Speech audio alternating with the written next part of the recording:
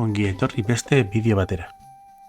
Kaso honetan, bi anaien, Vasili eta Mikhail Platoven amaiera artistiko batera.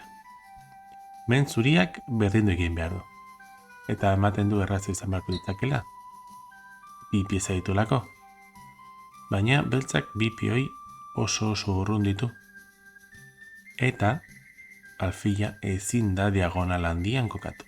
Zergatik, zaldia ez azpi eta gero, erregia de 6, alfila de 5, zaldia E3 doblete delako.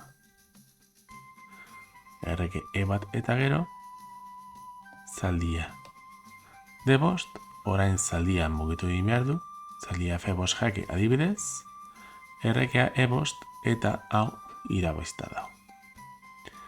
Beraz, alfila ezin da diagonal handian kokatu.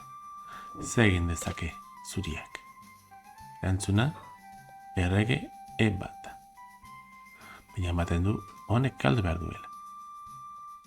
H2, eta orain zaldia G3 ezin da jokatu. Beste zaldi beltzak babesten duelako. Eta orain magia dator. Alfil D1,